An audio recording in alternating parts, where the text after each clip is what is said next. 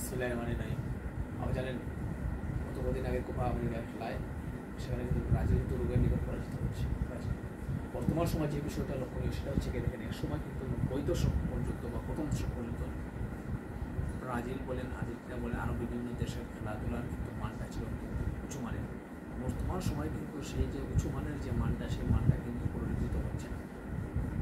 আপনি খেয়াল করে দেখবেন ব্রাজিল দলের কিন্তু কোনোভাবে সেটা কোনো অবস্থা কিন্তু ছোটো করে দেখার অবকাশ নেই। তারা কিন্তু যোগ্যতার ভিত্তিতে কিন্তু পাঁচবারের মতো বিশ্বকাপ ফুটবলে চ্যাম্পিয়ন হয়েছে। আমি কিন্তু আর্জেন্টিনার সমর্থক, ব্যক্তিগতভাবে ব্রাজিলকে সমর্থন করি শৈশবকালে। তো আমি একটা বিষয় লক্ষণীয় দেখেছি যে এক সময় যে খেলাধুলার যে ব্রাজিল বলেন, আর্জেন্টিনা বলেন, এদের যে খেলার যে ধরনটা সেটা অত্যন্ত উঁচু মানের ছিল। জার্মানি বলেন, সুইডেন বলেন, স্পেন বলেন, ফ্রান্স বলেন, ইতালি কিন্তু এখন একটা দেখা যায় একটি নাম সর্বোচ্চ দলে পরিণত হচ্ছে। ইতালি বিগত কয়েকটি ইংরেজি বিশ্বকাপে তার সুযোগই পায়নি।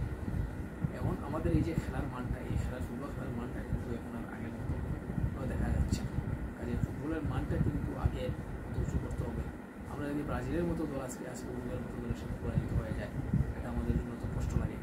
যে ব্রাজিল কিন্তু যখন 2002 সালে জাপান কোরিয়া বিশ্বকাপে যখন একের পর এক ল্যাটিন ইউরোপের তারপরে ল্যাটিন দলগুলো কিন্তু পরাজিত হয়েছিল, তখন সেই মুহূর্তে কিন্তু ব্রাজিল একাই কিন্তু ল্যাটিন শক্তি হিসাবে কিন্তু ইউরোপের সাম্রাজ্য তছনছ করে দিয়ে কিন্তু চ্যাম্পিয়ন হয়েছে। আজকে ব্রাজিলের মতো দল কোয়ার্টার ফাইনাল থেকে বিদায় পরাজিত হয়, সেটা আমাদের জন্য অত্যন্ত দুঃখজনক। আমরা আশা রাখি ব্রাজিল তার খেলার মানটা উঁচু করে আবার সেই সদর করে ফিরে আসবে। ফুটবলকে বাঁচিয়ে রাখতে হলে, ফুটবলের যে উত্তেজনা টিকিয়ে রাখতে হলে অবশ্যই ব্রাজিল এবং আর্জেন্টিনা ফুটবলের মানগুলো কিন্তু আরও উঁচু মানের করতে হবে।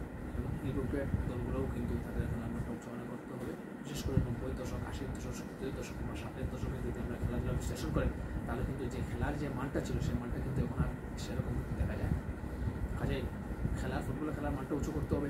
এতে করে আমাদের দর্শকদের মাঝে যে ফুটবল খেলার যে উত্তেজনা, সেই উত্তেজনাটা টিকে থাকবে। আর যদি খেলার মানটা কিন্তু উঁচু মানের হয়ে যায়, তাহলে উত্তেজনাটা একটু স্থগিত হবে। কাজেই সেই প্রত্যাশাটাকে শেষ করলাম। ধন্যবাদ সবাইকে। খুদা হাফেজ।